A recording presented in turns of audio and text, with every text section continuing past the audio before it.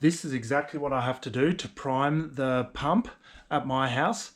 I'm off-grid water. I have underground water tanks. My pump is not down in the bottom of my tanks, it's up here. So I have a priming tank, and every now and then it runs out of water in the priming tank and I need to reprime it. So I'll run you through what I have to do every now and then to get it all primed up again.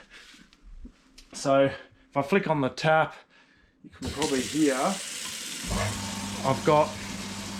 there's no overflow. You can hear the water. All right, you can hear a bit coming in now. And then, I don't know if you can hear that, but you can hear like it's pretty empty. It's tapping the bottom. So I'm about out of prime. So, yeah, you can hear it's hitting right at the bottom when it goes in. So I want to fill that back up, so I've got plenty of prime on the tank. So I start by switching off the house water, and sometimes, just to be safe, I've got 2 valves down to my garden irrigation under here, so I'll just switch them off as well. And that's about it. I can switch off the pump, plug behind the priming tank. Now I've got some rainwater tanks out here that I leave a bit of water on to prime the tank. So I've got a little garden hose. I hope you can see it in this light. Bad lighting, sorry. But often I have to do the priming in the dark and at night. And this is harder one-handed as well. So get the hose, and in the future I want to make this system a little bit better, where I hardwire it in. Whoop. I'll get a permanent pipe from probably from a tank up behind here. I'll run it down the wall and to here somewhere, but I've got a little 12-volt pump. I'll just go switch on the valve because that hose wasn't on, and check that there's no kinks in the hose. All right, so we've got water, runs up to the pipe here, up to the pump here. Now, this is just a 12-volt pump. They didn't have any little pumps that connected to mains at the irrigation shop I went to, so I just run it off a battery. Now there's a little valve here that the hose comes into, so switch that on and you'll hear the suction start to suck water in, and then I just let the pump go, plugging in the Anderson plug there, and now it's just filling this tank. It's backfilling it, so it'll fill it all the way up this tank. Takes a little while until it overflows, and we'll be able to hear it trickling over the top. It takes about 5 minutes with this little pump to start overflowing over the top. So I'll see you when that happens. All right, so the water's overflowing. I don't know if you can hear it, but there's a little trickling noise. So I'll unplug that. Now what I like to do is, because there might have been air in this hose or some air stuck in here, is just at this valve, is I'll undo the hose while the valve is still open and just let some water gush out, and you'll hear that at first like a bit of air spurts out, and I do it a couple of times till it's just water spurting out, and that gets rid of any air in the housing or in the pipe here, so that we've got a good prime there. And then once I've done that, I plug the pump back in and reprime it fully. So let's give it a go.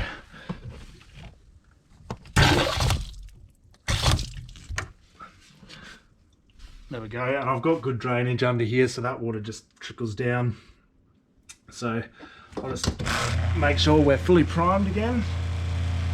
Yep, the water trickles back over. Sometimes I clean this pre-filter. I've got a spare one, so it's just a quick changeover. That's what it looks like. So here's a clean one ready to go. I take that cap off because sometimes this can be super blocked up. and that's why you can lose prime as well. So if you think that's the reason, just switch over this filter and clean it. You'll see it's all gunky with algae or whatever. That just keeps the blades in the pump safe from anything that might get sucked up. All right, so now we're fully primed. And then, just for demonstration purposes, I'll just run this tap, but usually I just switch on some garden watering to run it, because you want to run the pump quite steadily while it reprimes, so that the water coming from the underground tanks in the garage can come in one fell swoop up the pipe, and there's no air bubbles or whatever left in. So, and you don't want to stop it halfway and stuff. I just prime it all in one go. So I'll switch on the close this valve first, sorry.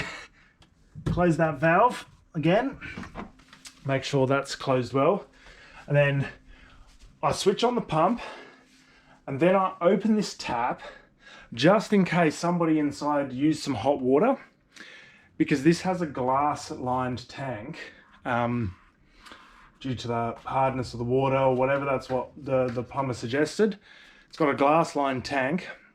I don't want to suddenly pressurize it if it's been depressurized by somebody inside accidentally switching on a tap while I'm priming, and crack the tank. So I always switch this tap on first, which will release the pressure, and then straight away, and make sure it's on the middle, hot and cold, or even hot, because the purpose is to release the pressure on the tank, and then let that one go.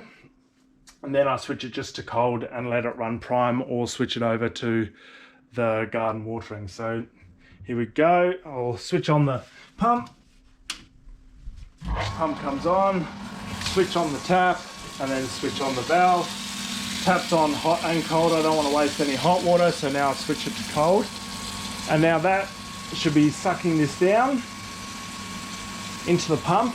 Meanwhile, water's coming up the pipe and then eventually going to overflow here, and you'll know that the tank is fully primed when you hear the water cascading down here again like a waterfall. So yeah, that's about it. It won't take too long to get going. I also need to switch on these two valves here back to the garden watering.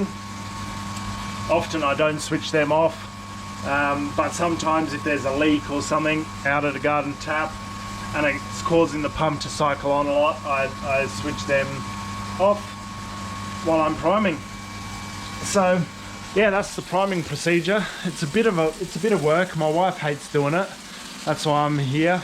We don't have to do it too often unless the tanks are super empty and it's sucking up a lot of water head, because it's from this point it's over 3 meters down, so it does have to pull quite a bit of water uphill. If you missed my other video where I go through the whole system more in depth, I'll link it up here somewhere, and you can watch that. We'll just wait for this to overflow, see how it goes, and then that will be the whole process. Might switch on some garden watering actually. Hate to see all this go to waste. Alright, that's putting some water on the lawn. That should, oh, there you go. You can hear it going back in again. So I reckon that's about that full, just from having a listen. Oh, she stopped a bit. That's those bubbles I was talking about. That's why you just want to let it run. There we go. Coming back in again. I reckon that's fully primed. I can switch that off anyway because I've got the garden watering on for a couple of minutes. So yeah, that's how I prime the tank. I will pack up this hose. It takes me a minute extra. So it's a bit of work.